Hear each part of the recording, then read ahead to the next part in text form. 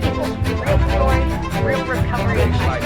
People's pronouns and how to address them are important in their identity. Like, don't be Even in this route of recovery, get to real stories, real recovery. I am Kat, and I'm on the road of recovery. My name is Julie. I was born and raised in Youngstown, Ohio. I have been in recovery since August 21st of 2015. Could you start off by sharing a bit about your childhood? You know, my mom did the best she could.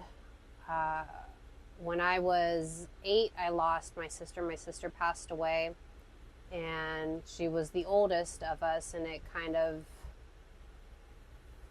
it took a really big toll on my family. I'm sorry, how did she pass away? She was murdered. Oh my. Yeah, so that was back in '94. So my sister was murdered, and it just devastated my mom. I mean, how could it not? Right. So that was tough. And then my brother has cerebral palsy. He's in a wheelchair. He doesn't, walk or anything. So I grew up taking care of him. And my mom, she has some health issues as well. So it was just it was quiet in our house. There wasn't a lot of interaction. I didn't stay the night at friends' houses. They didn't come over my house. It was just us. So it was rough growing up for me. I struggled growing up. I struggled with family. I struggled with friends. And I think the first time I picked up a substance, I was 9. I think I started smoking weed when I was 9. It wasn't consistent, but it was just like enough. So it was sporadic. From that point on, I think by the age of 13, I was already doing cocaine very randomly, the occasional drinking, like young kids do. I experimented a lot. I got pregnant, and everything kind of dwindled down. I was in a relationship for a few years with my son's father, and everything was seemingly okay. No major issues. I still lived with my mom. There was still a lot of weight there. As far as like moving out and like doing my own thing, that just wasn't really an option. I didn't have that option. It was like, you belong here, you need to stay here. And that was hard on me for sure. So I had my son at 17. I graduated from high school in June. I had my son in July, and then his father and I ended up breaking up like 6 months later, and then it was just a free-for-all. I was an adult. I was ready to go out and be 19, and I just kind of went off the rails from there. And the drinking, I started getting into pills and the opiates, cocaine, like it all comes with that. Like it was all available, and it was, in my head, my pattern is if I drink, I'm going to do cocaine. And then the next day I feel like garbage. I'm going to take a Vicodin or some type of opiate. And then it snowballs. So, time went on, and I kept drinking weekly, not taking care of my responsibilities at home, coming in at 7 a.m, getting into way too many situations. And it was just like, in my head, a typical young 20-year-old running the streets. I just didn't realize the damage I was doing on myself and the people around me. And that was way before it got worse, And by 2011, I was pregnant again, not in the best relationship, which was like a theme for me. Just not, my radar, as they told me, was broken, just not making the best choices. I was pregnant, and I got pulled over, and I got caught with Vicodin, so I got a misdemeanor drug charge. And they took me to jail that time. And I was just baffled. I think I was 4 months pregnant. You know, I'm not proud to admit it, but I used through that whole pregnancy. I was just a wreck at that point. And as time went on, it just got worse and worse and worse. And it was just, there was so much happening. Like, I just couldn't keep up with life. I just couldn't. I felt like I was drowning. I was just constantly overwhelmed. And once I lost custody of my oldest son, he was 8 years old. And it always, you know, been me and him. And I spiraled. I really did. I was just heartbroken. You know, I had stayed in this apartment. My son was 2 at this point. My middle son. And this is when I started getting more into heroin, because pills were hard to come by. So I strategically used people to my advantage. Like, I know this person uses, and, you know, and that's just the way it went. Like, a lot of kids that I had grown up with were going through the same thing. So it was like a network of sickness.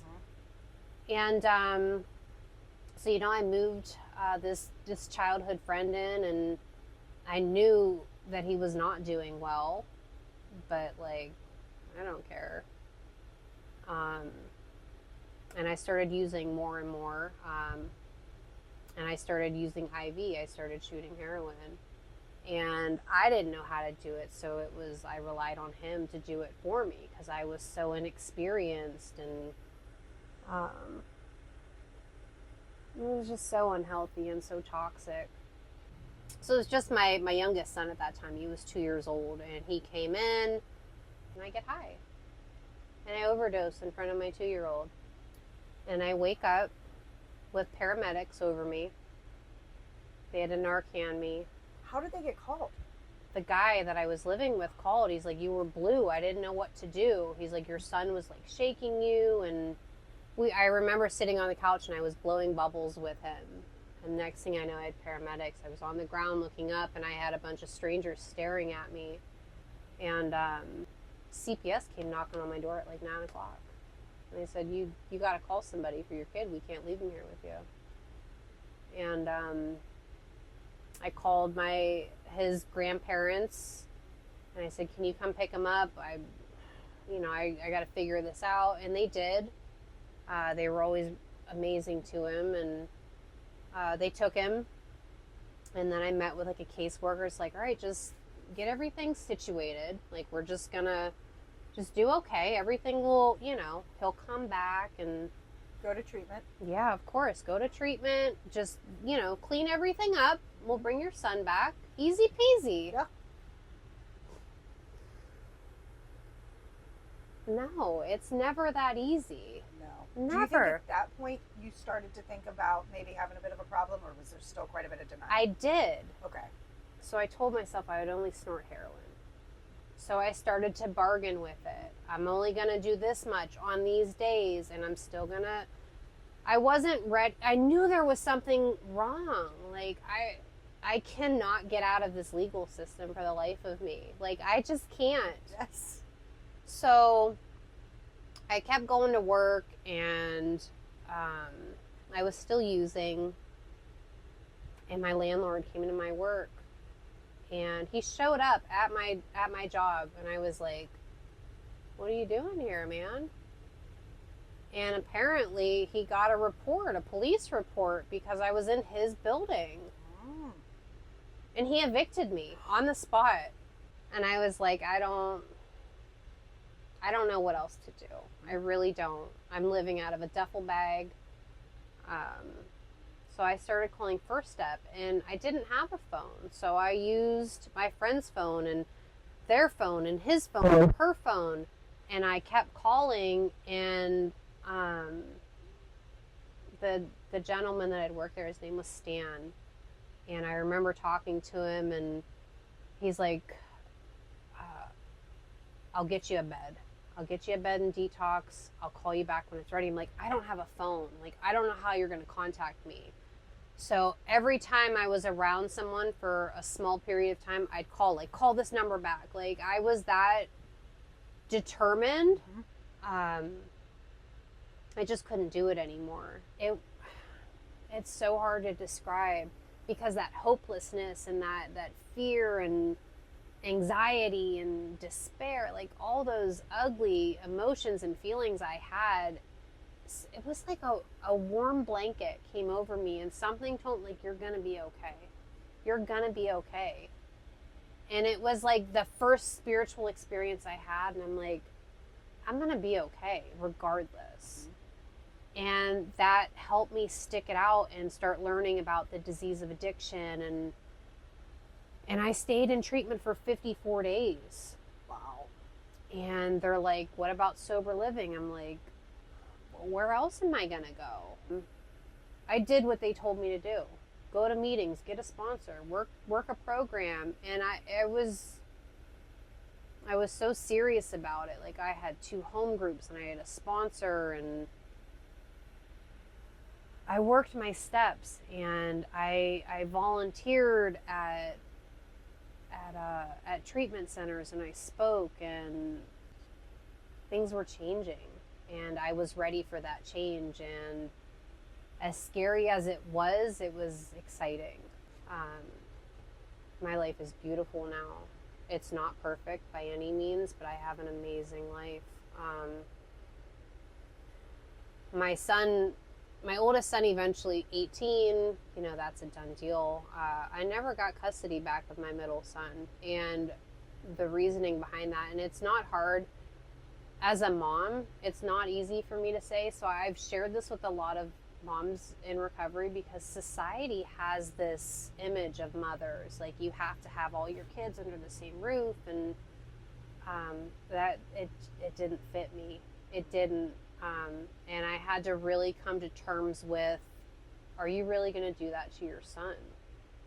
So he had been with his grandparents since he was 2, and you're just going to pluck him from that environment and say, now you're going to live with me.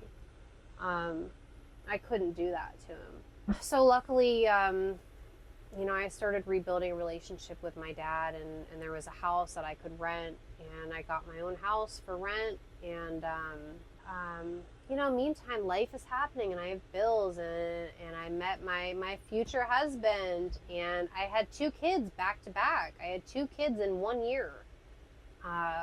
And we got married that year. So 2019 was a huge year for me, and I had the opportunity to be at home with my little ones. They were born 10 months apart to the day. Oh, wow. So, and COVID hit. So it was just like nothing like I had ever seen before. Wow. Like, everybody's on lockdown. I'm home with 2 toddlers.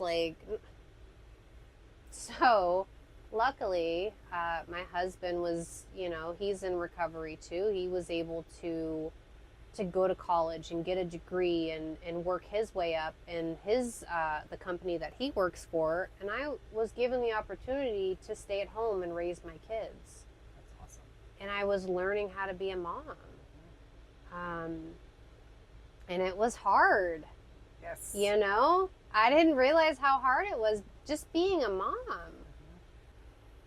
My life isn't perfect by any means, but I have never been able to say that I've been happy in my life. I remember being younger and blowing out birthday candles, secretly wishing, I wish I can be happy. But I didn't know how. I had no idea. And I found it. Being sober and clean. And that's something to live for, Yes, Absolutely. My final question is, we all have struggles and whatnot. What is that words of wisdom or that cliche that always rings true to you?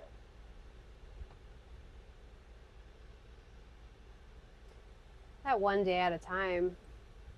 It's so cheesy, but it's the truth. I mean, there's so many slogans I've learned working a 12-step program, but I think the most important thing that I've learned from a 12-step program is it taught me how to live. And I'm out here, I'm living my life, and I'm improving my character. one day at a time. That's all I need to focus on. Not because when I start thinking about tomorrow or next week, I'm overwhelmed and I'm stressed. Just stay in the moment. It's trust the process. It works. True, it works. Right. It works if you work it. Like, it's so cheesy, but it has impacted me tremendously, and I can't shake it. Like, this is life, you know. I'm happy. Thank you for taking time to come out today. Your story is one of redemption that is just incredible. Thank you.